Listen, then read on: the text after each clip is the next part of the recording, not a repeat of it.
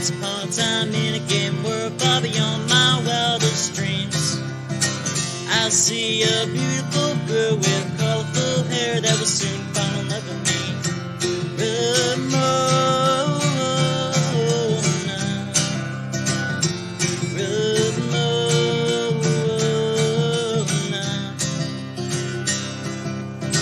Sometimes it's cold outside, just wanna get under the sheets. Then I see your empty bed and just wanna go to sleep.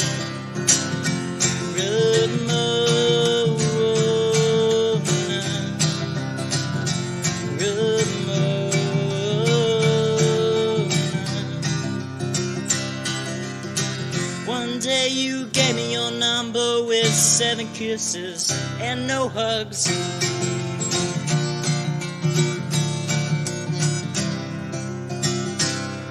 But it turns out there were kisses. There were 7 deadly exes, and I have to save my life from getting beat up.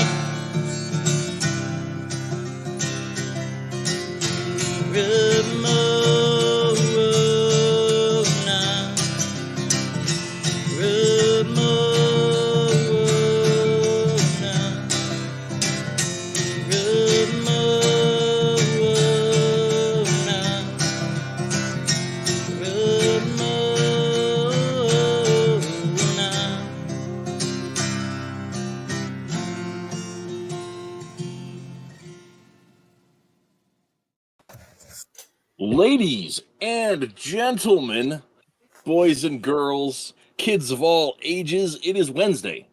It is another episode of the Mattriarchy and your 5th stop on the Scott pilgrimage as we happy few, read, review, discuss, and lambast the Scott Pilgrim series by Brian Lee O'Malley. I am joined by possibly the world's largest Scott Pilgrim fan, the Metal. I highly doubt that, but maybe I'm up there. I don't know. You did provide the theme song. I mean, it wasn't yours, but you brought it to the table. I own the rights to it. That's all that matters. Yeah. Also, Twitless is with us. What's up? Yeah. And we have Cartoonicus as well. Stay tuned.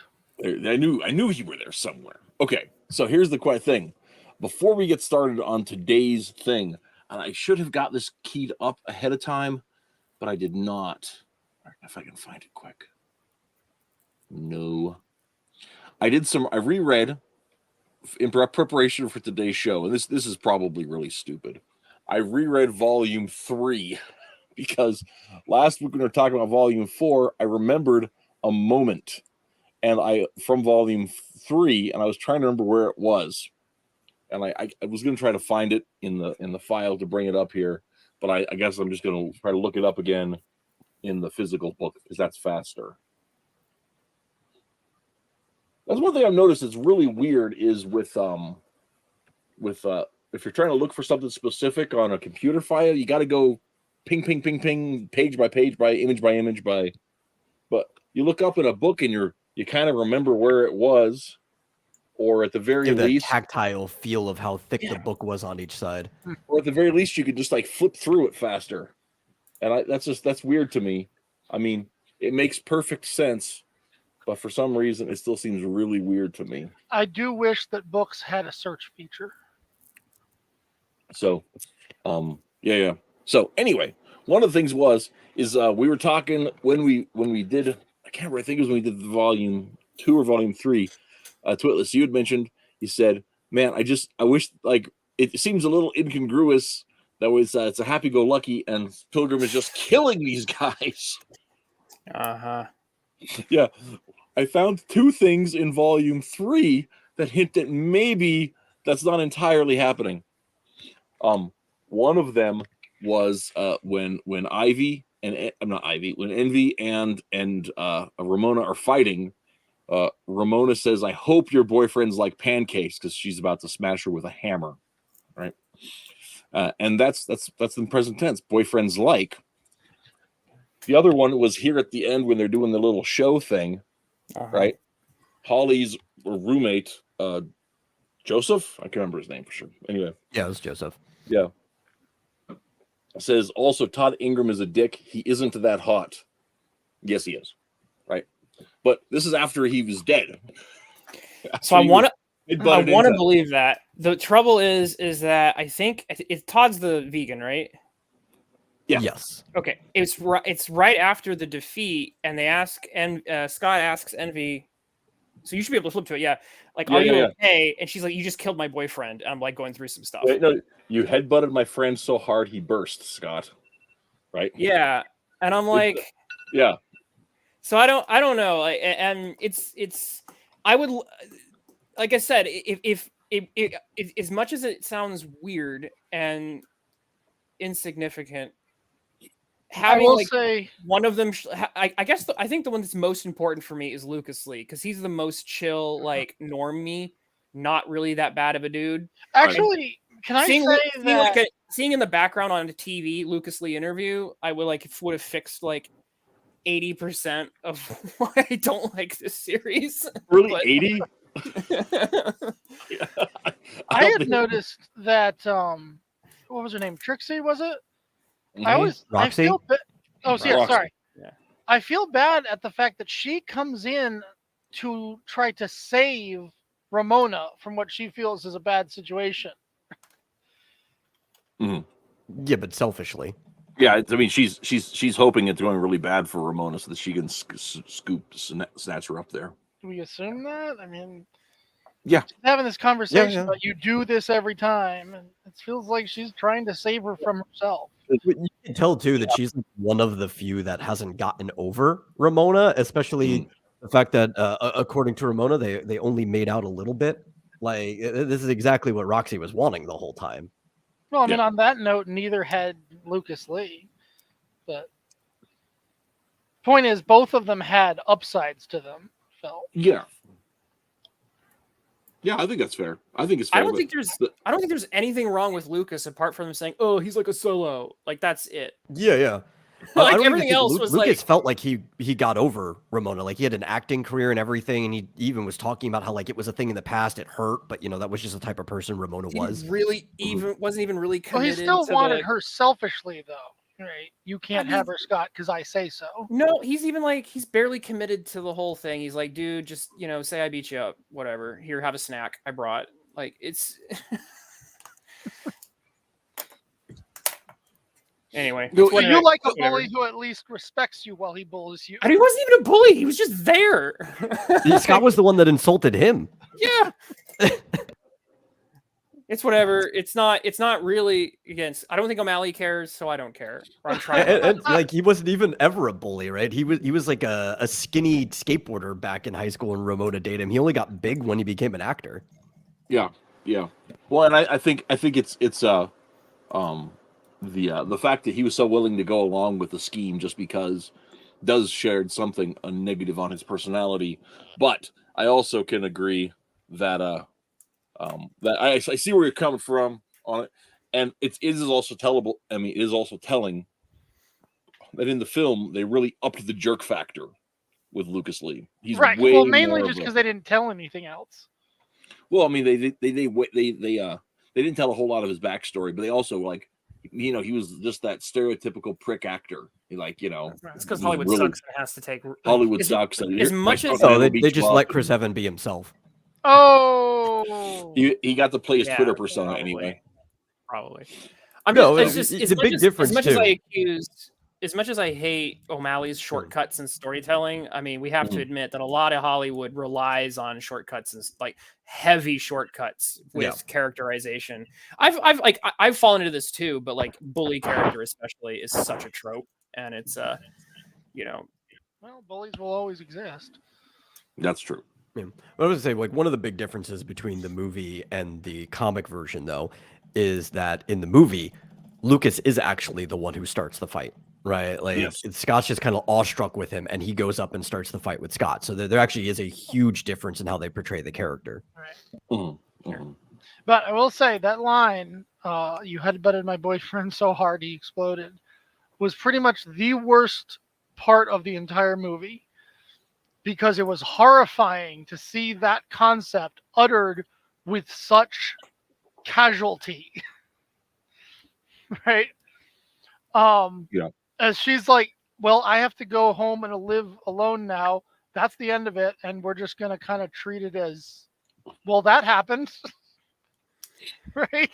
Yeah, no, I would agree that is definitely a factor in the movie. And they don't portray um uh Todd Ingram being nearly as much Right. of a bastard in the film. Nor do they Um, give Envy the massive story that we get attached to her to understand why it's a tragedy here. We just saw her to endure this. Yep. I still classify Todd as a douchebag as opposed to a Oh bastard. no, he is. You're 100%. No. But when you're watching the movie, it's like so boom out of nowhere. He just seems like a frat boy in the Right. movie. Like he And doesn't seem as bad as he does in the. Is he played by comic. Brandon Ruth? Is that just because the guy they Yeah. chose to play him, Brandon, Yeah. is just such a nice guy? He can't Right. play it. Well, it's that, and it's also the way that like they execute everything, right? Because a lot of the lines are the same. Like the "you're incorrigible," and it's like I don't even know the meaning of the word, right? Like all that stuff is in there, but it's just so frat boy nonchalant that without all this other side context of like he's cheating on her. Even though they said they'd always be together, like he was with Ramona too. Like he's just kind of this unreliable guy that will do things behind your back any chance that he Sounds like gets. the miscast. They should have had Chris Evans play No! Todd and had. Yeah, they actually probably should have play reversed him. Yeah, probably would. All right, chat. I want you to start making a tally every time we make fun of Chris Evans tonight. No, we're moving. Yeah, we got to move on to this new volume. So I think this is going to drop. Yeah. So we're talking about in volume. I didn't have the right one. No visual aids for tonight. I didn't bring them. I couldn't get volume 5 in paper tonight. The library has had it checked out for 3 weeks. As usual, I've got about a dozen tabs up. So with it, we are digging in to volume 5, Scott Pilgrim versus the Universe, and this is actually the one that I think got the worst in the adaptation, because there is only one thing from. Well, that's not entirely true. There are a couple elements in here that got used in the film, but very, very limited amounts. I gotta admit, I don't even remember the twins from the movie. Yeah, the twins only show up for one segment. It's when they do the song Threshold. Yeah. Yep, which is a flipping great song. I love that song. I got to this point so and I was like, there are twins? Well, to be fair, they're not really that. They have almost no character in the book either. Well, they don't, but their visual gags are better. The fight is more memorable. The nature of the relationship with, and I think really one of the big issues, the nature of their relationship with or relationships with Ramona is really important for the overall story. This logo, of course, was especially clever using Double Dragon. Well, a lot of about them is a reference to Double Dragon, even the fact that there's a lot of robot fights. So it took me a while to clarify that, because there are a lot of different Double Dragon logos, it turns out. And I had to hunt it down, be sure that was actually what I thought it was. That's amazing. There's a few. Oh man, the sacred stones. Interesting. So I thought it's interesting that, I'm not sure if you planned this on purpose, but that the day after Halloween is the stream where it starts out talking about Halloween and Mexican Day of the Dead. No, that was absolutely accidental. How about that? Yeah, it only happened because we skipped like a week or so. So like, 2 weeks. We ended up skipping 2 weeks, and that's how it worked. So that's the only reason it lined up. Yeah. There you go. It was entirely because it just worked out that way. It was not intentional at all.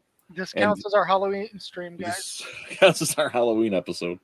So, where we have, since we have left off at the last issue, Scott and Ramona are living together, and Julie, Scott's ex-girlfriend's ex-roommate, former roommate, who is sort of dating Steven at the beginning of the volume.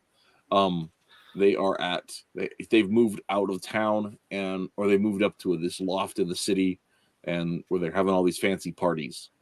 And working. And this actually is really interesting too. We talked last week about the economics of Scott Pilgrim and how pre 2008 it necessarily is for the lifestyle that they're living, and everything. And here, Julie and their friends live in the tiny bedroom in this large open area apartment in this refurnished building. They share a tiny room so that they can afford to have these lavish parties. And you got to remember, Julie's got like 6 or 7 jobs too. Yeah.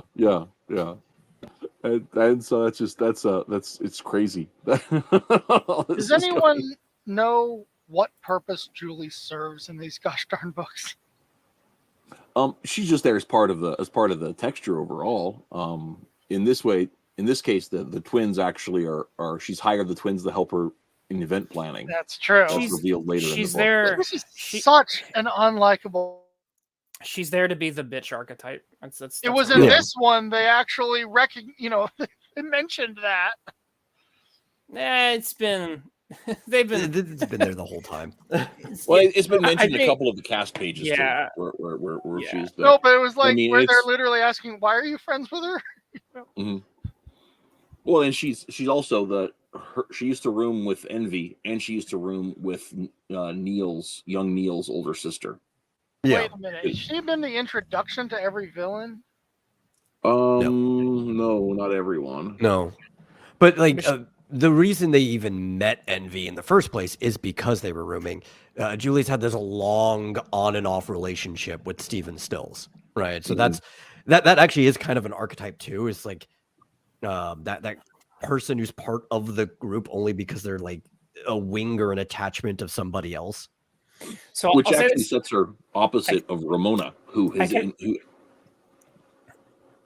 I was gonna say I can actually give some writerly perspective on this character very briefly, so I'm not gonna go long. But when you have, and I know this from writing Super Schooled, when you have character or characters, because in Scott Pilgrim you have several characters who fit this particular mold, who are just kind of like derp essentially is essentially their either intellect or personality.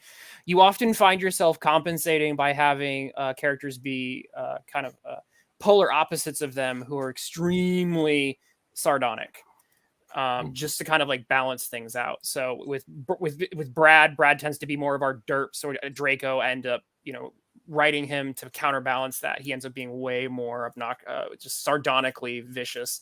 And so because Scott Pilgrim has several characters who are kind of derp, you end up getting characters who have to be written to like balance that out. And so you get Kim to a smaller extent, and then Julie to a larger.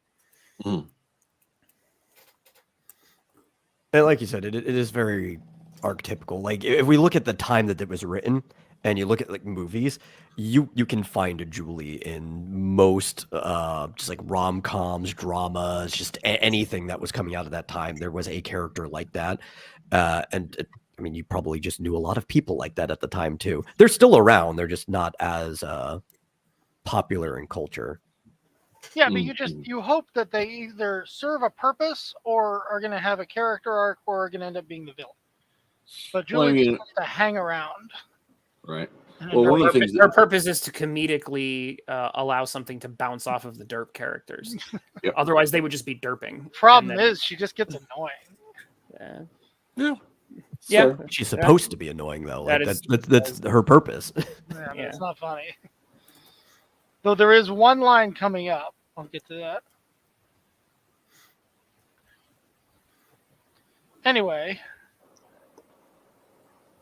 So if you read these panels, it's literally like derp, mega derp, slightly less derp, and then obnoxious put down. Like that's the like it's essentially the setup. So it also points out like the ridiculousness of the scenario that they're in, right? So Scott's questioning why this is what's up with all this ridiculous behavior going on here, and Ramona's comment is it's not that ridiculous. It's Halloween.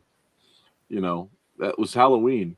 And then Scott's like, wait, that was Halloween? Then what's today? Right. And so then it's the Dia de los Muertos, which is, the next day. So it's sort of like, right. sort of like it points out that she is, for being, you know, this bitchy angry person, she's still living in a ridiculous situation herself. Mm-hmm. So it's part of the frame that they're in.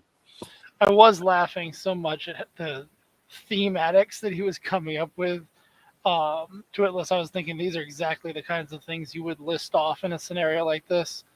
Circa politics, circa 1972, but you're secretly Batman Party. Like that was some funny stuff. The really funny thing about that is, like, that's before any of these characters would have been born. So, Right, right. So he probably just made up a random number. It didn't have to matter. Well, so we can keep things on track. I think we should do a brief synopsis of kind of like what happens in the book, and then get everyone's impressions of it. It's probably a good way. I think that's good. Okay. So, this whole party setup is a framework to introduce the twins, which are two of Ramona's evil ex-boyfriends. Oh, hey, I was just going to share the black and white, but that's awesome. 2 for the price of 1. Yeah. And I also love how not only do they remind me of the characters from Double Dragon, but also from Street Fighter. So that was hilarious to me. And for the thing is, there are two things that are remarkable about this. They do have an actual fight later on in the book, but overall, the course of the book, these guys, they're robot engineers, and they send robots to attack Scott repeatedly. There's probably 3-4 robot fights. I'm assuming that's just because they're Japanese. I imagine. Also because they're like, part of the whole thing is part of their entire operation is to find ways of separating Scott from Ramona, right? And it's weird. We'll probably get to this later, but it's weird because even though they're looking to separate Scott from Ramona, they're almost on Scott's side in a twisted way, because they really dislike Ramona for reasons that we'll get to later. So that's their most personal connection. Isn't they're the most anti-Ramona of any of the exes, which is fascinating to me. But yeah, so there's a series of robot fights that are going on throughout the course of the book. Meanwhile, like, things are getting weird between Scott and Ramona, right? Where Scott he's been through all this, fighting all these evil exes, all this sort of stuff, and he doesn't understand or doesn't feel that Ramona is as reciprocal in to her, like, commitment as Scott is. He's trying to change. He's trying to be a better person. He's trying to learn to grow up from his mistakes. While it's happening, he keeps being confronted with errors he's made, and thinks he's moving past it and everything. And while things aren't necessarily at the beginning of the story distancing from Ramona, they're not progressing either. And so that there's this tension.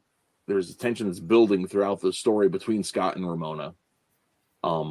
And part of that, and it's let me find the page. There's a really great conversation that they have after the fight.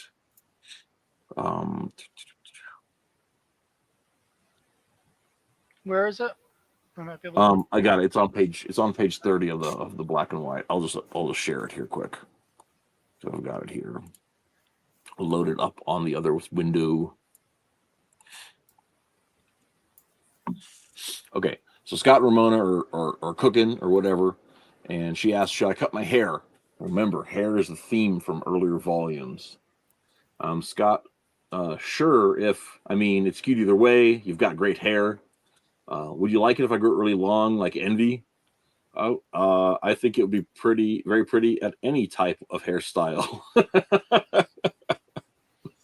Which may be the most man response in history. I was to say, this is basically does this make me look fat? It is a part of that. Then she says, right, she's bringing up Envy on purpose, who she did not want to talk about in volume 3, like, specifically did not want to talk about Envy. Says, do you ever think about her? Envy Adams? Why would I? I don't know. Well, do you ever think about, it's just you got over How do you get over it so fast? It's amazing. It's like a power. Fast. It's been like 2 years, right? And so then so there's this, and then Scott is anyway. I've got you, right? That whole little bit right there, which is Scott's perspective is very present, very in the moment.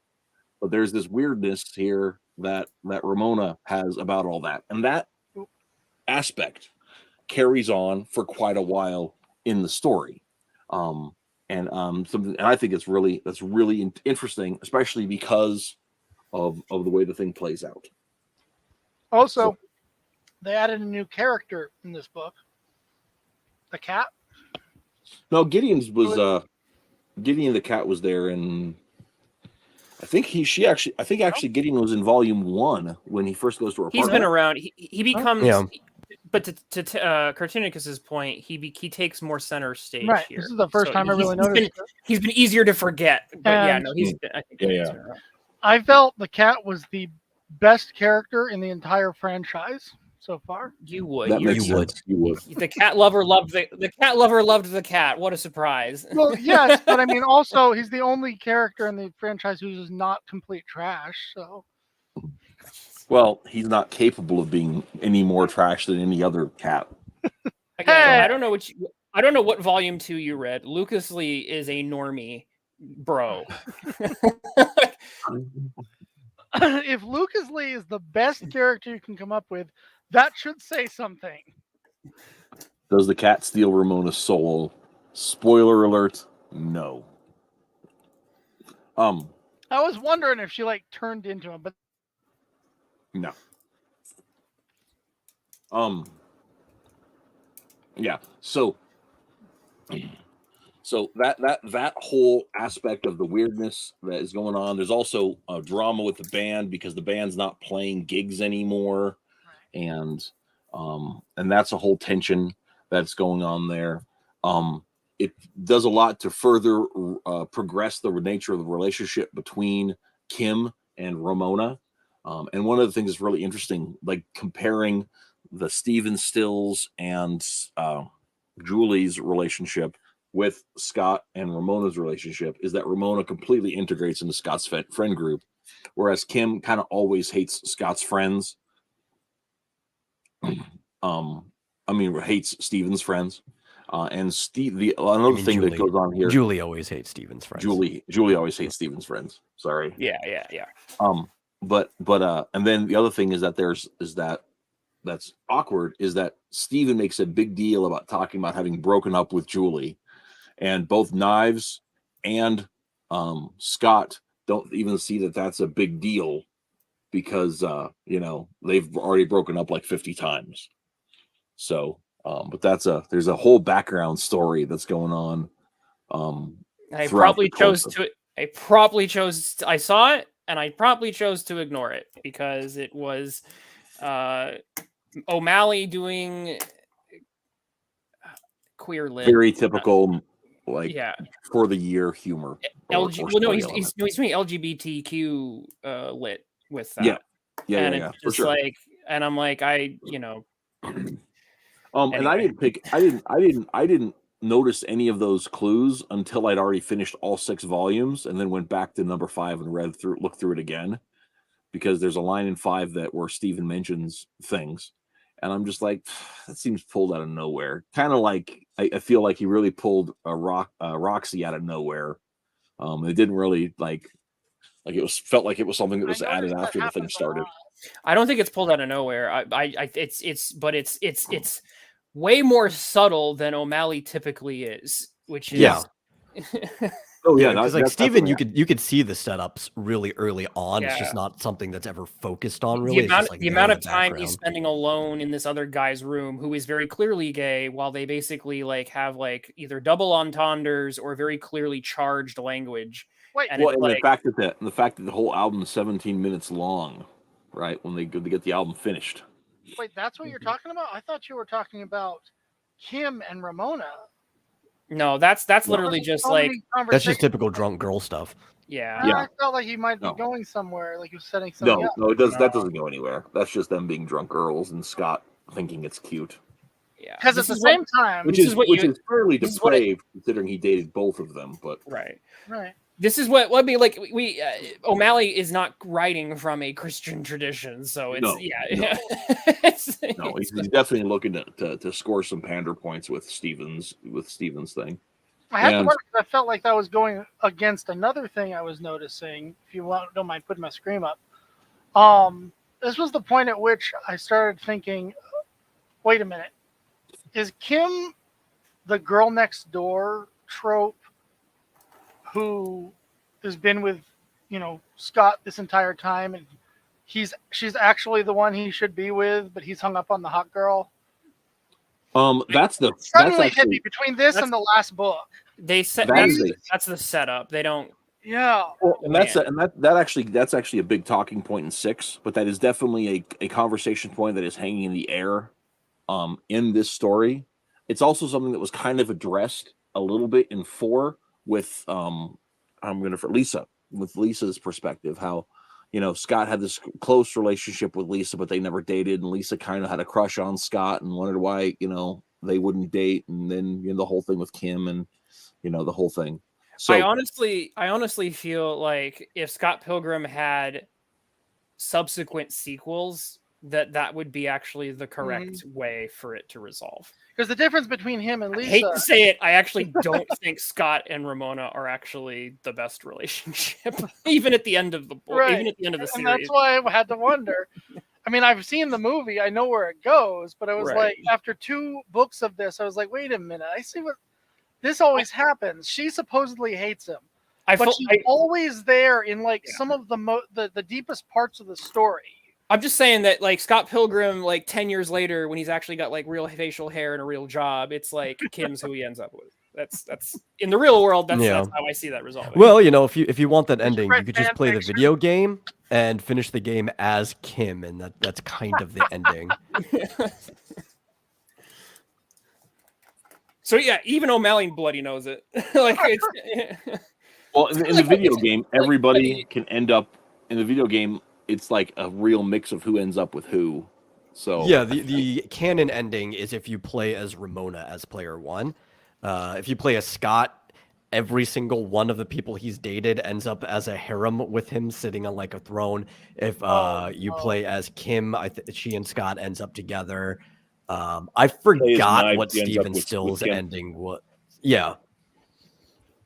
So basically, just reminds me of like of Rowling's opinion on the Harry Potter relationships, where he's like, she's like, this is how they end up, but really this is who they should have ended up with.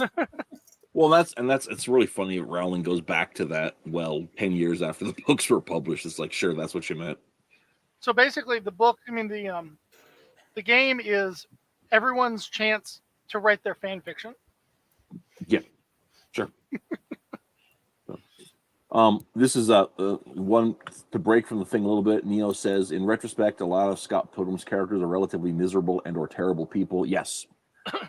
In fact, the funny thing, what got me down this journey most recently is I rewatched the film, and I watched it with my kids, and my youngest, who's 20, he says, so this was a pretty good movie about terrible people.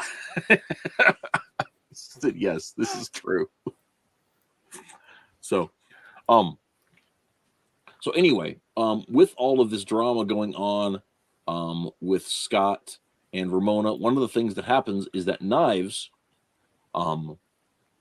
realizes that Scott was dating Ramona before he broke up with her. So Knives gets mad, starts a fight with Ramona, and eventually breaks down and explains that Scott was dating both of us at the same time. He was cheating on both of us. And this is where I'm gonna do a rare thing and actually call BS on that. It's the only real sin of Scott, because Scott is not technically, he's not going out, he's not double dating both of them. Mm-hmm. He was afraid to hurt people's feelings, and so he didn't time it 100% correctly. Yep. His heart was 100% already in the other relationship. It was already 100% out of the other relationship before he even met Ramona. And he was a little too slow on the trigger to tell her we are over. Yes. But he, in terms of like the typical cheating situation, it's not at all what Todd douchebag did or what Ramona did. Oh no, So, of like, course not. Of course not. So I'm just saying that like the story kind of treats them the same, and I have to kind of in a rare moment say actually they're not. Well, I don't even know if the story itself is treating them the same. If you read into it, right? It's one, Ramona's getting this information from somebody whose head has clearly not been in the right place for months. 9 now. months. Yeah. Yeah. Right. The amount of apologizing so, Scott does, I believe the narrative is falling more Yeah. on the side of he's a cheater, even if he's not quite so bad. Right. No, but I do agree that like the only sin is that he strung knives on when he should have just cut it. There's not like actual cheating going on. And I think that's actually fairly fair in the whole scope of things too. And they kind of addressed that again in volume 6 somewhat, and so that's part of it too. And also you have to remember the conversation that they have when they have that conversation. They're both drunk, so that's a factor with all of that too. So the people aren't necessarily being reasonable, and Ramona's got hangups. So we'll get to that when we get to that. But like this is something where she kind of like brushes it off, says, "Knives, you're being crazy," and she goes on about the day, right? And kind of pushes it out of her mind. Ramona doesn't go and have this giant blow up at Scott. At the moment, it is just a situation where that's how things progress. They end up. The other situation that happens is that I can't remember the inciting incident right now, but there's something that happens before that where they've had a big old fight, and basically Ramona asks Scott to stay somewhere else for a little while and kind of kicks him out. And with all of that, Scott ends up crashing a night at Steven's place or at Wallace's place, a night at Kim's place on the couch, and then that's when after that is when they have the whole breakdown conversation thingy, where there's the near fight, and that's at the club when they're supposed to go play a show finally. That was the other thing I almost forgot. They were supposed to go play a show finally, and they get to the show, and Scott's attacked by another robot, and it turns out that the entire show was a setup by the twins to try to get Scott. Well, one of the big things that starts tension on Scott's end is that he was kind of naive about this, didn't realize it, but Ramona bluntly just tells him that she doesn't like his band. Oh, yeah, that's right. Dude, you should have understood this very early on, but, Scott's an idiot. Well, and also, like, one of the really great jokes in Volume 3 is that they're supposed to go open for Envy's band, and they're having all these practices. And and Steven's freaking out. Do we suck? Do we suck? And Ramona's on the couch like, I don't know. Do you suck? Like, I have no opinion on your music. She actually probably has no opinion. Like, the way she says it's not really my thing.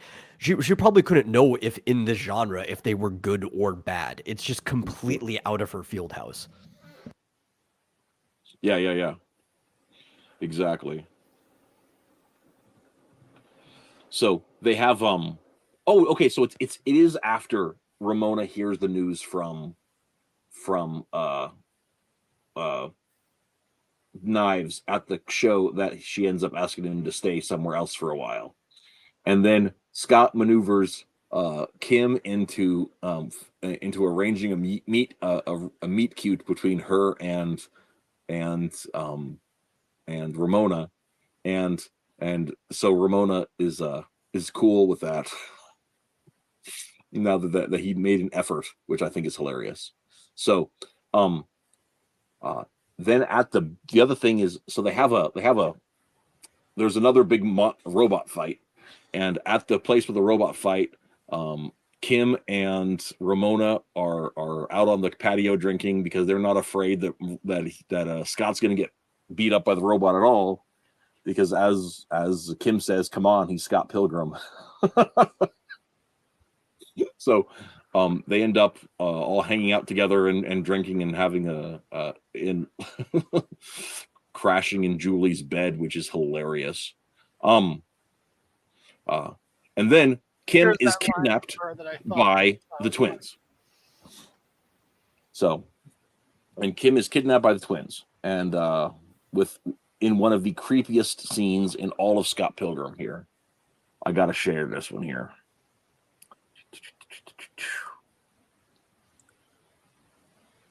Come on. So she is at the subway, and the twins show up, And she's they're drunk at this talking point, to I her. remember, too. She is drunk. She's drunk in the subway, and then they just grab her by the shoulders. I don't think we've been properly introduced. It's definitely creepier in black and white color, kind of. Yeah. Yeah, I did not see the color. So, but yeah, that's definitely one of the creepier scenes. Then Scott and Ramona are drunk, and they go home, and then they have the big fight. And she says, "Did you cheat on me?" And Scott says, "Yeah, yeah, kind of." No, remember how he says it. Yeah, it's hilarious. We'll go ahead and pull this up here. Oh, I got it. Here we go. Oh, you got it here. Oh, sorry. Well, that's that. Yeah, that's well, I was going to go before that, but yeah, there we go. yeah. What? No, I cheated on Knives with you. See, so that's the thing. His idea was that because he hadn't ended things with Knives, it's less bad for Ramona. Because is it different because you weren't wronged, right? Which is an interesting line, because he is in fact recognizing that he wronged somebody. Exactly. So I guess he has to be drunk to admit it, but that's cool. I think that actually comes up on like the next couple pages. So he said, "I thought you were a better person," she says, and Scott says, right here, "So did I. It just happened. I've been trying to forget about it. You're a bad person. I'm a bad person," right? Mm-hmm. And then the worst of it is he can say I'm a bad person, but then you think I'm a bad person, right? I feel like we're getting a in-depth look into how O'Malley's marriage disintegrated. The very tenor of these conversations. This is how he broke up with what's her face. Could be. Who knows? But anyway, so she's mad because you're a liar and a cheat. I'm trying to be better. I'm trying to change, right? And then that's and this is a line that made it into the movie that didn't make any sense in the movie. You're just another evil ex-boyfriend waiting to happen. Because in the movie he's legitimately angry about or tired about being beaten up all the time. Yeah. And also, if this was how he ended up breaking up, it would have to be really prophetic, since that didn't happen until like nearly a decade later. Yeah. No, but when you're in a relationship, like you get certain like recurring fights and patterns in how you fight, and like the way this one goes back and forth, like I could totally see this being like, this is when he fought with his wife, and this is how it went. See, I wouldn't necessarily assume that, just because one of the factors in Scott's thing is that Scott is just really stupid. So he's learning things, and there are reasons that he doesn't know these things. And that's one of the really interesting things I think about this scene in retrospect, is that he specifically says, "I'm trying." See, that's okay. I'm trying to forget about it. Right? Those lines about like I'm trying to forget about it. I'm trying to be a better person. These are exactly the kinds of things that, like, if you were kind of not a great dude for your spouse, and your spouse is being kind of like picking at your faults, these are like, and you're not particularly mature. Like, I could see those. Well, but I mean, that fits for Scott either way, though. Yeah. No, I'm just saying. I feel like it's also how O'Malley. I think the key aspect about that is that he's trying to forget about it. Hint, hint, hint. Hint, hint for next week. Okay. Sure. In fact, going back in reading in volume 3 with Scott talking about what happened when he and Kim got together and his version of that story, and him talking about memory, is specifically directly interesting in looking at it through a volumes 1 through 6 lens.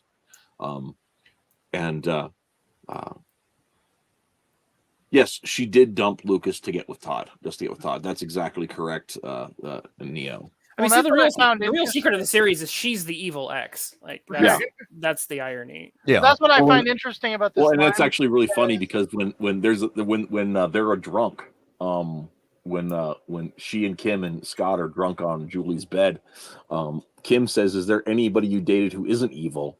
He said, "Well, I dated Doug, but he was kind of a dick." And Kim says, "So even your not evil ex-boyfriend was a dick?" And he said, "Well, he broke up with me for no reason." Unceremoniously, yeah. Unceremoniously. So, It's like which he is was probably a exactly good guy. She just sees him as a dick because he was the one that broke up.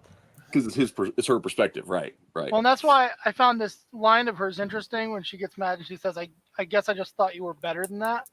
Mhm.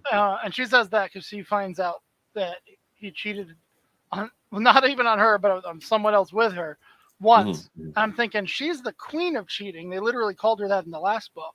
Right. Yeah, She's yeah. not That's something mad that at Rocky said. him because she thinks he's a bad guy. Right. Well, and She's here's mad at him because she was hoping that he would be the guy to save her from herself. yeah, and that's exactly part of the ticket. See, look, even his perspective. I'm a fight the twins and Gideon and make everything better starting tomorrow, right? So Right. Scott's whole perspective is once I defeat these bad guys, then everything will be happy, right? But that's not even the situation that we're presented with, really, right? I mean, like these bad guys are metaphorical; they are understandable, but they're really they're representative of Ramona's past. But Ramona's past is not just what happened to her; it's what she has done, and that's one of those things that I think is really telling in the way the story goes about it. So. Roxy was just a phase. I believe she said that it was a phase in volume 4 as well, Yeah. but not to Roxy. Roxy was not present during that conversation. Here, Scott, I love Scott this. says you had a hot phase or something, a sexy phase. Sexy phase. You had a sexy phase. True, evil people are dicks, but not every dick is evil. True. And not everyone's a dick in the same way. So I think that's an important aspect. So okay. So Scott wakes up the next day, thinks Ramona is gone. She's in the shower. He gets a text message because Scott won't carry a phone. So Ramona gets all of his text messages from Wallace or whatever. I want to point out something really cool is that last week, Twitless was prophetic without knowing it. He was talking about how this is definitely a piece from the 2000s because nowadays everybody's walking around with their heads buried in their smartphones. Mm-hmm. And in the very next book, they go out of their way to constantly bring up these old flip phones. And I was like, huh. Yeah, but that was just life at the time, right? And it's like that. Right. They were ancillary at old. this point. Yeah. Yeah. Right. Yeah. And I'm saying it's like, huh, that did turn out to be a blast from the past. Who'd have Yeah, thought? for sure. Immediately sure. after you said it. You can see how the phones are like they're used, but they're not like utterly ubiquitous and like soul consuming as they are Right. today. Yeah, for sure. Well, and we actually How many in people are watching this 2014 on their phone? could be in 2014. In Forces, we introduced a type of character with cell phones because we had never used it as a device before, but it was convenient for the story. And we've actually played on the fact that it was rarity for these guys to have a cell phone. Yeah. Greg, how long have you had a cell phone? Because it was, it's 2005. It wasn't ubiquitous at the time, even though it was not uncommon. It was not ubiquitous. That's what's going on here too. Speaking of cell phone, since we're on the cell phone, I'm going to bring up that another thing that supports my Kim theory is the fact that the climax, arguably, of the action in this story is in the fight, and it all surrounds the cell phone. Mm-hmm. But Kim, the only reason why Scott is able to recover, get his second wind, level up essentially, and defeat the enemies, is because Kim lies. That was a really interesting. Kim lies about the relationship that Ramona and the connection that Ramona and Scott have. And like the symbolic layers to that are so thick. The thing is what Kim is saying, it may not be true for her in the situation that's in there, but it is true to Scott's relationship to Ramona. Got it up. Right? I'm not sure if I see it that way. But, no, but that's how Scott sees Ramona. That's why it can give him the strength to move on. Whether that's an accurate representation of that relationship, that's not what I'm saying. Oh no, okay, right? okay, gotcha. Well, okay. and I'm saying that Kim knows Scott well enough that Kim is speaking into Scott's spirit in a way but the very fact that she is the one who has that knowledge again speaks to my theory about the fact that, you know, what Copernicus is dropping, which is she's the girl next door who truly really is the one who belongs with him. Again, I feel like, flash forward 10 years, I feel like Scott ends up with Kim. Here's the thing. Why does Kim end up leaving? Because honestly, Kim ends up leaving because Toronto has nothing left for her. I mean, then that's a whole plot. I feel like it's because I mean, next week I don't want to get into that too much because that actually those questions are answered in volume 5. They are answered in volume 6. I'm still going to talk about it from my perspective here, though, because I got the impression that what was happening is that as we're realizing she's the girl next door, that means she is realizing it underneath, especially with all the drunk conversations, everything. She's in love with Scott, but Scott is in love with Ramona. That's why she has nothing left. So she needs to get out of here. So at this moment, when she lies to Scott, she is making the sacrifice of giving him up. Yeah, I don't think she is in love with Scott. Yeah, I don't see that.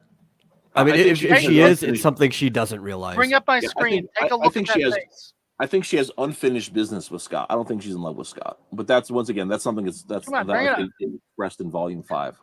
Well, I'm not on that even application. No, I've got mine up. That face said it all, right?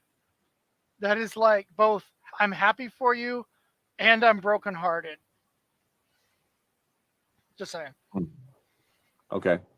I think I don't see that way. I think she's. It does look like a broken person almost, but you could also read in the fact that she's been in this cold cage since last night. Yeah, she is broken in this circumstance. I mean, like her only chance for as far as she understands, for survival, is for Scott to pull his shit together. So she's definitely. You get the next another page once he actually beats them. And this one here seems pretty personal. Just saying. No. So, you know, I'm not saying it's not there. He saved the princess. I'm saying Kim is probably not even fully realizing it. I can get that. And I think even the people who set them up in this situation probably realize it more than either of those two people do. Mm. And once again, I even said you've been there the whole time cheering Scott on. Like they are probably even reading more into their dynamic than Scott or Kim are. Mm.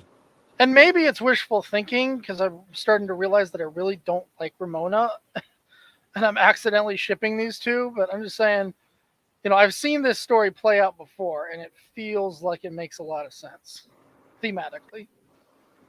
Yeah. I mean, I think that that something that can be said honestly. I think Scott. I mean that in a real sense. We'll talk about this next week, of course. But Kim's too good for Scott, regardless of their past history. Well, Kim and that's is the too point, good right? for because that's most of the people in this story. Yes, that's another element that easily fits into that girl next door trope is, you know, how much she supposedly hates him up to this point and is always going out of her way to tell him, right? Mm. But that's exactly what we usually also see because it's being freaking used. hilarious. It is. She gets some of the best lines. But that's always what we see being used as a cover, you know, for that character who's going to realize, oh, she's mean to you because she likes you, right? Are you trying to paint Kim into the Cinderella archetype? Oh, no. You had to say that at the time we brought in the Japanese guys. In fairness, Metal talks about manga all the time. So I don't know why. And it's also very applicable to this entire series since it was heavily an influence on it. Yeah, for sure. Oh, my. So anyway, Scott he ran out on Ramona and explained that there was something going on with Kim, and Ramona never heard because she was in the shower. Defeats the twins. comes back, right? He comes back to talk to Ramona and to express the depth of their love for each other, the whole business. And there she is. There's this huge glow fireball around her, and Which she we haven't talked hair. about yet. I kept trying to interject that there's been this theme. Yeah. Her Every time she gets really emotional about something, her head glows. Scott's head glowed like one time.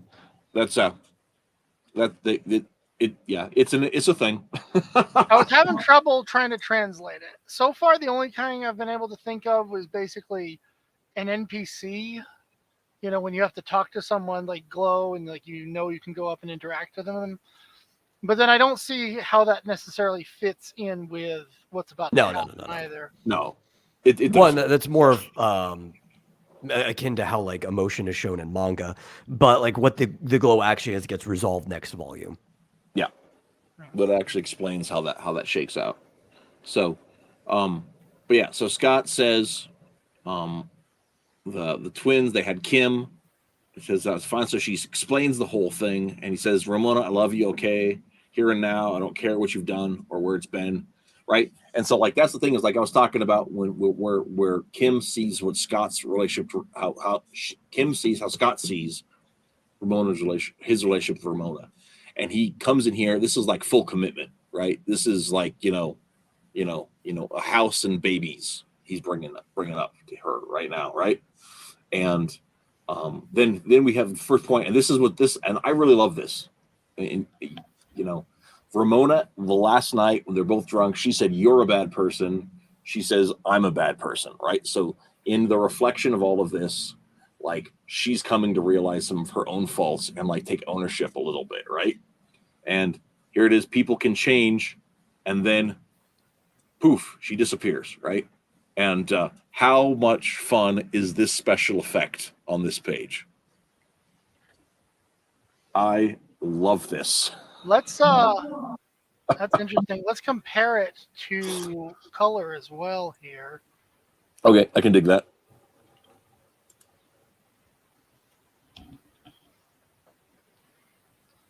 The poor artist who had to color around this, I guess. There's the secret. People don't really change.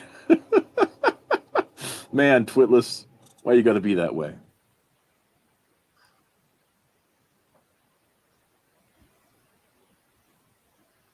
No, that's not hard at all. If it was colored digitally, which I'm assuming it was by the time this came out, I mean the original effect was just literally dithering, like taking the spray paint tool over the already inked work digitally. But this you could literally just color hold all the black part and only color where there's black. It's funny realizing that this is apparently I think this is a 2-page spread we're looking at.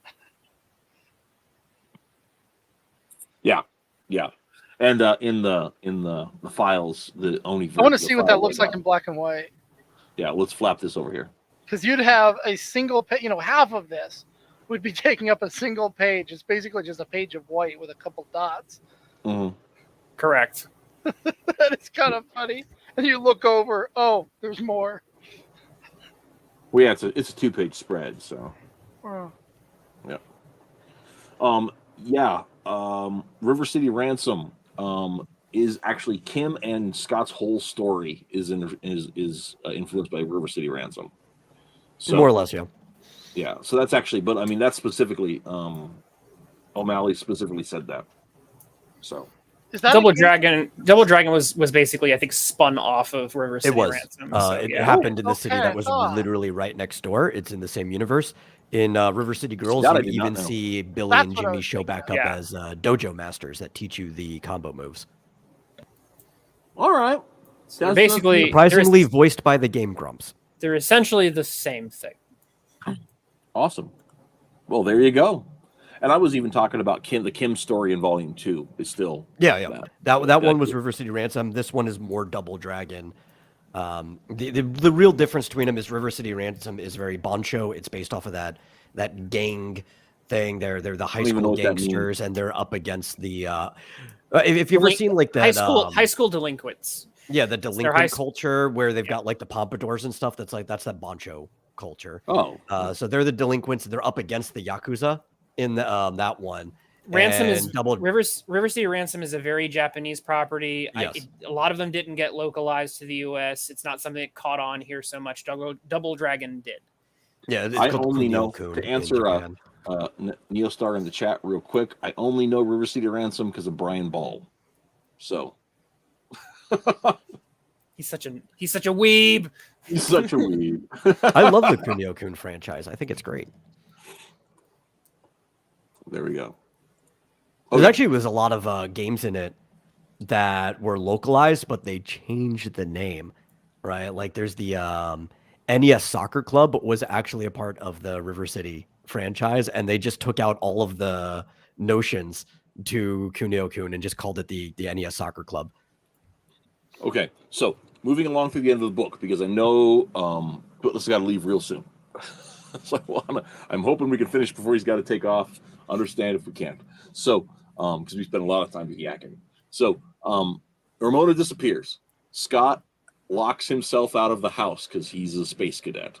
And he goes on crashing with some other friends, trying to figure it out. Gideon, the cat, goes missing. And Scott, has this weird obsession with trying to bring Scott back around. Or to bring Gideon, the cat, back around. And so he tries all different kinds of foods. He's staying with a bunch of his friends, and he becomes singularly obsessed. He's become singularly obsessed with Gideon Graves, the mysterious seventh evil X, and anybody with glasses he attacks at random over it. So he runs into this is a great page right here. We finally meet Mobile, the mysterious gay psychic, and Scott attacks him because he's a guy with glasses. Scott later on is Scott's parents show back up from Europe, and they help Scott get into a new apartment. And Scott's brother is a guy with glasses, and he's forgotten about his brother, and so he attacks him. Who I'm sure O'Malley just made up now, by the way. No, he's mentioned. No. His brother has never been showed before. Maybe he was considering doing this bit very early on, and it just took this long to do it. But Lawrence was always mentioned, but never pictured up to this point. Yeah, it's Lawrence's base. It was talked about. Well, I want to say volume 2, but I think it actually was volume 3 when they're talking about the history of their band. Yeah, I think he was even his voice, quote unquote, like a speech bubble with his text. I think was as early as volume 2. There was a scene with his family, when eating. Lisa comes over to visit or whatever it is. Your brother let me in. Yeah. Well, even though there's the family dinner or whatever, and all 4 of the members of the family are there, but Lawrence is doing something in the other room. So he's been around in the picture. He's just never been depicted until this very scene. It does make me, the one thing about Scott's, Scott's sister is at university, so it makes sense that she doesn't have a place to stay. But Lawrence is older than Stacy. And younger than Scott, and we don't even know anything about what Lawrence does and why Scott couldn't crash at Lawrence's couch. But so, like I said, he just made him. Of course, if they did, you wouldn't be able to have this gag, I guess. So that's something. But yeah, so Kim moves back to North Ontario, and Scott is trying to figure out what life even means. And then he gets a call from Gideon and says, "This is Gideon. When would it be convenient for you to die?" And there we go. That's the lead into the end of the thing. So, final thoughts. What do we want to talk about? Twiddless, why don't you go first, and that way, if we have to drone on, you can skip out early. I don't know. He's speechless. He's speechless because of the magnificence, ladies and gentlemen. Yeah. So that's why. Well, this is kind of a filler book, sort of. Yeah. The action is actually second fiddle to the emotional developments, which some of them are interesting, Like I said, I think the most compelling one to me, like, it was the one I mentioned with Kim, actually, in particular. Well, it was definitely meant to set everything up before the final confrontation. Yep. Yeah, I don't have a whole lot to add here. It's more Scott Pilgrim. Mhm. I feel like, actually, I will say one thing that disappointed me a little bit. I felt like, for having a concept of Japanese twins who summon robots, the idea in my head was way cooler than how O'Malley brought it to life on paper.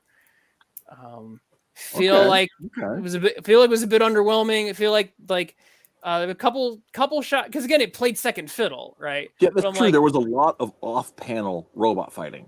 most of it actually, Yeah, that's All true, of them because died off panel too, like when he finally Yep. takes off their head or anything. Right. Well, and So, that's actually really interesting, because so much of more it has to do with Ramona's relationship with Kim, with the twins, with Scott. It would make sense that Scott kind of takes backseat in his own book, for much of it. But I can definitely see that being which a again, bummer. which is why it's like the real crux of Scott Pilgrim throughout the whole thing isn't those bits. Those bits are just meant to be kind of a garnish that, keeps you, chuckling along. I get it. The real meat and potatoes of this is the emotional stuff. So if, to that, like, you're getting more of that. If you're here for the quirky action scenes, like I said, they do recede to the background quite a bit here. That's most of what I have to add.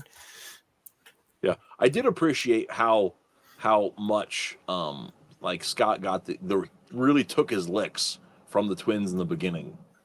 For once, yes. Yeah, there was that was a engaging fight to watch. So, I mean, And it was he the got handed most. around by by Twitless's favorite best buddy Lucas Lee pretty Yeah. Yeah, To me, it the was the final most. fight in the game is a little more satisfying though, because instead of just fighting them, they have yet another robot, but it's like your typical Japanese style Megazord thing. So you're I like was fighting it surprised they from the didn't have a giant building. robot. Mm-hmm. runs out of milk, drop kicks brother.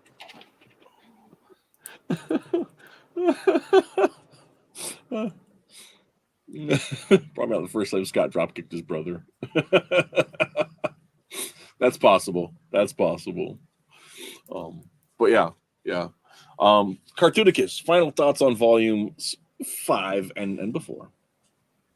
All right, so I'm sure half the audience is on the edge of their seats waiting to find out from last week if this is even better than the last book.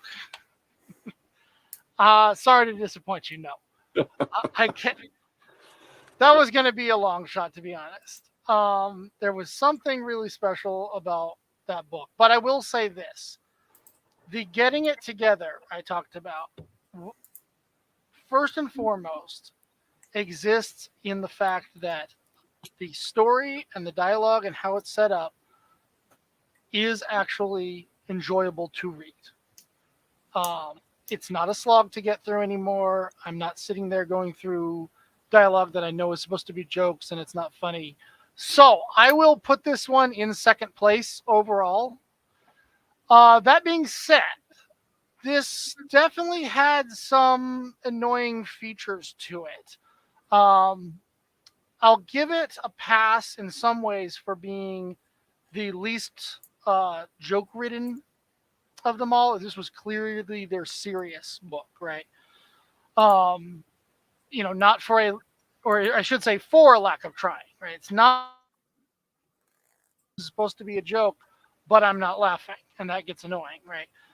This was drama for the sake of drama, and as long as it works and I can care about the story, then I'm okay with that. And in general, yeah, I liked roughly how things were going. I mean, obviously, this ended up being a cliffhanger, and in order to set it up for the next one, but because it wasn't a like they're definitely trying but they're just miserably failing kind of scenario, then the book itself is still not as annoying to read as they were in the beginning. There are some weird things that go on. One is this strange motif the whole thing has that I'm putting up, where most of what I would call jokes. Now, in Scott Pilgrim, there are two types of jokes, right? Or no, there are two types of Humor. pop culture references, actually, whether comedy or otherwise, right? There's the stuff I've talked about where it's weird that there's no explanation for it. People turning into coins, people having interstellar highways running through their head, all of that they just kind of throw in there and expect you to accept it. Then there are what I talked about last week, basically eye candy, the little garnishes they put on top of things that aren't necessarily supposed to fit into the universe. They're fourth wall breakage that enhances whatever's already going on, right? There was probably the least amount of both than, or at least overall, in this book than in any other book so far. This was the most realistic, other than the robots. And even the robots are, they're actually real physical things that can exist in real life. They're not, somebody turning into coins that's like has no rhyme or reason. A robot attacking you may not be super realistic, but at least you can actually believe that it exists in some universe somewhere. If this was a superhero universe, you totally accept it, right? So yeah, oddly enough, this had the most down to earth feel to it. What stuff there was aside from Ramona's glowing head mostly existed in this weird motif of these black bars that are constantly giving you information. Sometimes it's funny because this whole time we've been talking about the unreliable narrator. Well, they just straight out put it in your face and tell you, oh yeah, this is unreliable. Other times, they seem to continually just tell you things you clearly already know, right? And I feel like they're supposed to be funny in that sense. Like there's just supposed to be, we're being quirky by throwing some comment on here. But what's really happening is it feels like he's scraping the bottom of the barrel. Like he's kind of run out of ideas to make jokes and ideas to do weird, quirky things and make video game references. And this is what he's left with, is just throwing these eye candy pieces on wherever he can get them, whatever kind of comment he can make, even if it means very often really telling us what, breaking the rule of show, don't tell. Because it's like, gee, he looks up, he's got horror on his face, Ramona isn't there. I don't think you need to tell us there's no Ramona, right? They try to make another joke here by saying no heartbeat. Again, his face alone would say it. I'm not really laughing okay, kind of, I get it. It's like, it's a reference to what you just said here, but it's not the funniest. And then other times... Well, I will say that face could be read either way. You could either read that he has no heartbeat, or you could read that he's in a high heart rate anxiety moment. Other times, it's completely useless. And I don't think I wouldn't say this is necessarily a joke. I think it really is there to emphasize the situation. Just like when they use in manga, they'll have symbols that mean doom, like as a sound effect, and doom isn't a sound effect. So, out of the room, down the stairs. We already know he left. She even says, "Where are you?" This feels like filler, right? Glance.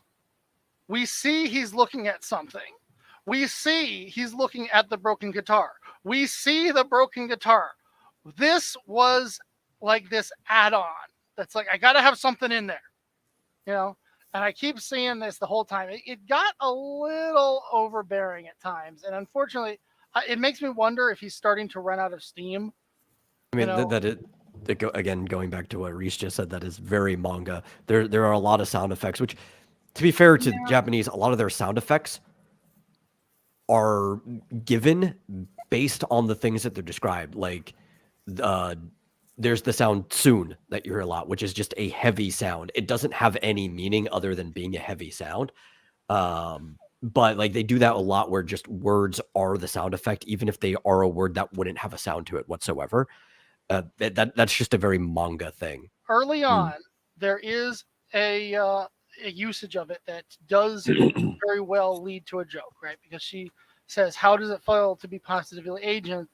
And in a way that you could not explain otherwise, it just points out the irony. It's like, you're basically the same age, right? On the other hand, immediately in it says head turn, and it even gives, right, in case you weren't sure what the word turn meant, let me give you the visual. Or in case you didn't understand the arrow, let me spell it out for you, right? In the last book, stuff like this was often very cleverly video game related, or it would be like this, very cleverly adding to something to make something even funnier, or to add it to a joke that wasn't there. I didn't feel that I could really say that for most of us. This was the one that really ticked me off, because meanwhile in the ladies' room, Knives Chow suddenly, "Well, thank goodness you're here to tell me that. I never, without you, would have known that this was meanwhile in the ladies' room, or that Knives Chow appears suddenly." I'm starting to question whether you ever read a comic.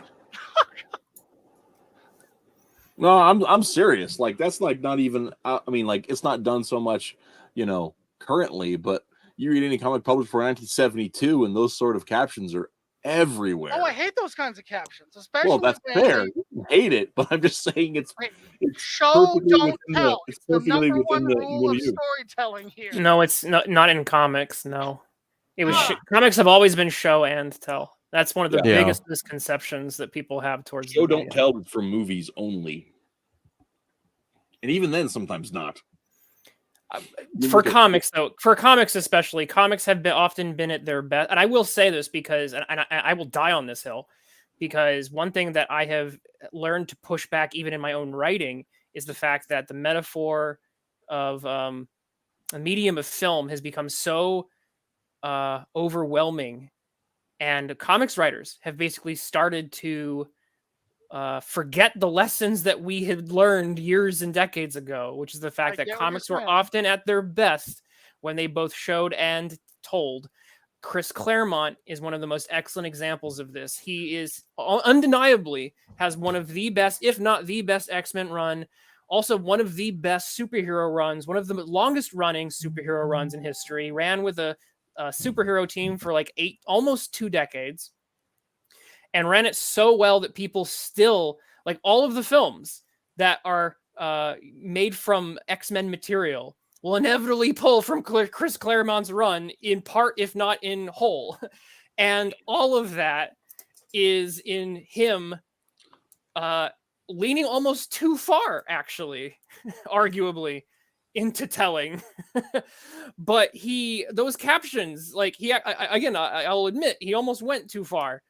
But the amount that he puts, he demonstrates how comics often really can do a lot with showing and telling. And as comics creators, if we lean too far into the just show don't tell, what ends up happening, and I will give you an example of this that I would be fascinated for us to look at as a group. Marvel ran a project some years ago called Nuff Said, which was basically a series of stories that had no words at all. And the amount of meaning that gets lost when you're not telling and you're trying to just show with static fragmentary images, because it's not film. Film is contiguous. You can do more things with that contiguity. Comics relies on fragments, these pieces, and you need to give more to your reader if you really want them to get more from it. And I completely agree with that. Right. There's like this piece of advice that is given to artists for comics that sometimes the writers take when they shouldn't. And it's when you draw a page, all the panels on the page should be able to tell the story without the words. Like, yes, but that's also with the intent that the words are going to be on that page later as well. It's not just a visual medium, it is a literary medium. Correct. It is a piece of literary work that just happens to be told primarily through images. Those two things will have to work together in tandem. Yeah. And that goes again for even reiterating what we're seeing. Because images can often give you two different messages as we looked at things, right? It's like, oh, I interpreted this image, I interpreted this attitude from the image, I interpreted this. It's Chris Claremont's kind of narrating a little bit, telling us what Wolverine is actually thinking in that moment. That really sells the whole picture and it gets us more invested in it. Sometimes he does use that to actually sell an idea, right? Yes, the truth is that he has no idea. But many other times, I feel like this is just being added on afterward, and it really doesn't add anything to it. So maybe here's the criticism. Here's the criticism I'll grant you. I do feel like at times O'Malley is making it up as he goes along. And that goes back to an early criticism I said, where I feel like he's being a little bit lazy in how he's structuring things. And so, but he would not be the first creator, nor the last, to be someone who kind of makes it up a little bit as they go along. No. The tragedy is this is actually a masterful piece of artwork right here, right? He does a great job of selling the exact angle that's needed to be able to tell us this is a bathroom. It's functioning. We know what she's in there for. We see her reaching into her bag. She's, attempting to, make herself up. We see the imagery that tells us that music is kind of booming in from the outside. Everybody is out there. She's in here alone, right? Next image, we've got this half image of her face to focus on the fact that she's looking to one side. We see the menacing character show up in the mirror, like we've seen so many times. She is in the background. The shadows, right, kind of paint her, especially with the half face here. Except you don't. Menaces. You just said something that wasn't true. You just said something that wasn't true. What? We don't see her show up suddenly because you can't show that in a single image. I'd say we do. She's not here. And then you're interpreting that no matter. Yeah, she could have been there the whole time, and Ramona just didn't notice until she looked in the mirror. That's your active. That's the active comics. That's you making sense of the fragments. Yeah. No, I would say from her you don't face, see the mirror. In panel 2, you do. Surprised by this. The only way that you know that she's there suddenly is that it says suddenly. No. Could have been the there reason the entire time. She's there suddenly is because I thought we just saw Ramona make it out of there. Well, maybe I'm wrong. No. You see her eyes are closed as she's digging in her bag. She hasn't looked in the mirror yet, and then she looks up and Knives is there. Knives could have been in there the whole time, but we know she's not because that's the thing. That is suddenly. Hold on. I need to defend. She looks up and suddenly she's not alone. Hold on. I need to defend Cartoonicus' point just a smidge. I would not say, Reese. I'm going to fight you on this a little bit. I wouldn't say that it's not true what Cartoonicus said. Because Cartoonicus is let me finish. Cartoonicus' interpretation is perfectly valid. What you're bringing up, which I think is also kind of valid here, is it's the words there that cement this beyond all ambiguity. The fact of the matter is that without that, there would be a potential for alternate readings of this. You could read it as she showed up with a stinger, suddenly, or she's been there the whole time. You would essentially it would be up to the reader to kind of pick which one. The addition of the text determines that without the ambiguity there. Yeah, I think that's what I was trying to get at, is like you could read it either way if it wasn't there. Right. Yeah. So the text here is doing. It cements the reading. It cements the reading, which, but it doesn't. I guess preclude it. Yeah, I mean, you definitely could read it that way, but the only way to know, that's what I'm saying, the difference between the deduction and the assertion is the word balloon, is the caption. What I'm saying is the more important part is that we see on Ramona's face that she has been surprised, right? And of course that makes sense because Knives is a ninja. I even love the fact that now you can't do this in black and That white. was technically Ramona, I think. Ramona Right? is a ninja. So it's a confrontation between two ninjas, right?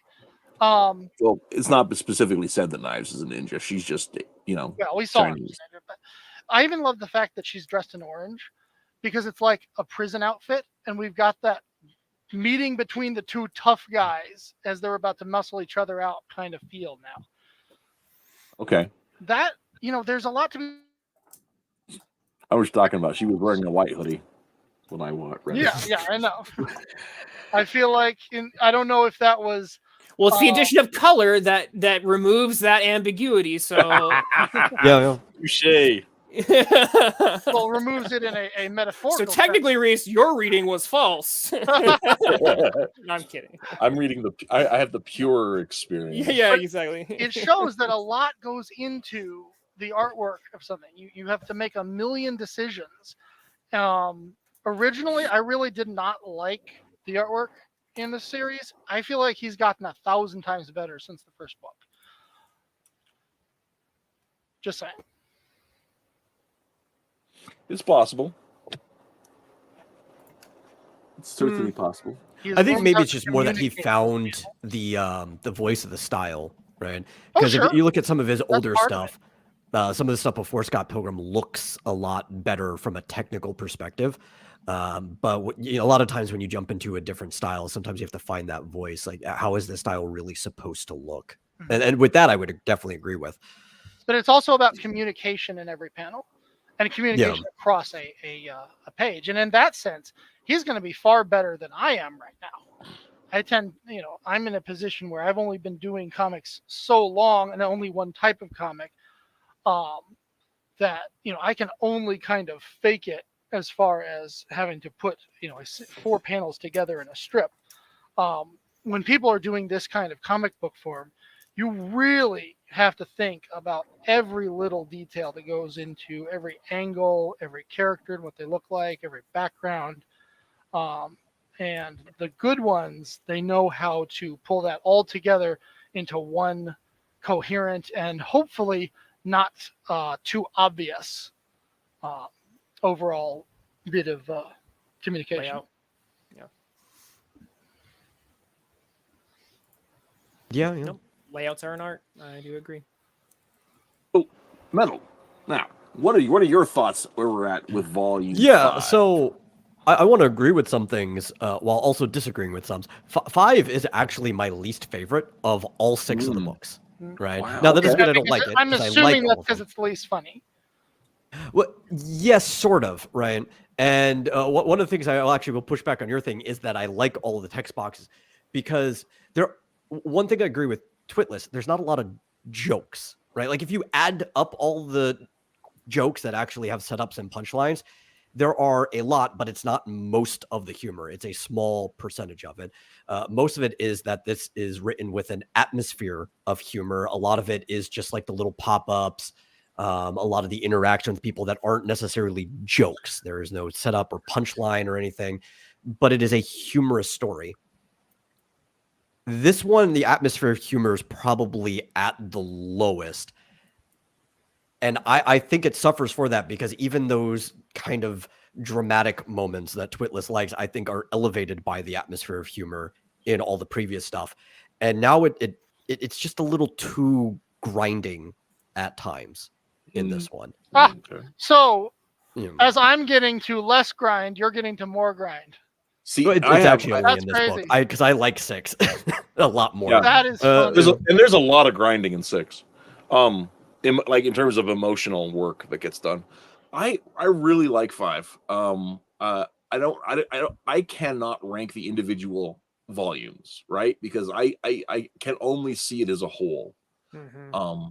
But I really like 5, especially because it starts to bring out the complexities of the story across the cast. Like there's been Kim's gotten a lot more progression as the story's gone on. Ramona has gotten a little bit throughout the volumes, and in fact, when I was going back and reading volume 3 to find that stuff we talked about earlier in the show, one of the things I found really interesting is that there are gossips at little scene girls that are gossiping about Ramona's life back in New York, that are dropping hints and spoilers of stuff that I missed the first two times reading it, right? And so that's one of the things. And so of course Scott's had this progression of this a whole way through, but I think that 5, and maybe it's just a little on the nose, right? But it makes it so specific, and it levels the playing field for Scott and Ramona. It elevates Kim. It starts to show some of the other characters for who they really are. Yeah. In ways. Well, that's why I I don't dislike it, right? And I think it does serve a purpose. Oh yeah. And part of it is it's kind of like the course of a relationship, whether it's a friendship or a romantic one. And we're kind of looking at Scott and Kim, and everything you kind of have like that puppy dog kind of you're in a dream moment when you first almost meet anyone. Like you might be hitting off, even just a new friend you meet at the bar, you guys are laughing it up. But then after you get to know somebody long enough, it starts to become more real. Right. Like you actually get to know somebody's flaws more, what makes them them. And even a lot of you could still joke with people, but a lot of that starts to fade away as you just get integrated into each other's lives. Yeah. And that's one of the things that's why I love about it. I love seeing those wheels turn. And so I cannot wait to dive into 6 again. With where that sits out. Now, of course, Twitless here, he finished 6 today, so hoity-toity for him. But I won't dig into this weekend probably because I got too much crap to do. Sure thing. But yeah, I'm excited to pick up 6 where we're at with that. But I think that's it. We'll have to continue next week. Great end card for the show. Also, Neo says Gideon should have been based on Konami's Dracula. Imagine Scott taking on the vampire lord Gideon to rescue Ramona, and then face off with the demon lord X in the second phase boss fight. That's hilarious. Yeah, well, I mean, it's not entirely wrong. We'll have to discuss that next week, though. Don't want to spoil too much. Check out Omega Girl on Indie Planet. There's the link. You guys can copy paste that from the chat. Very cool, very cool.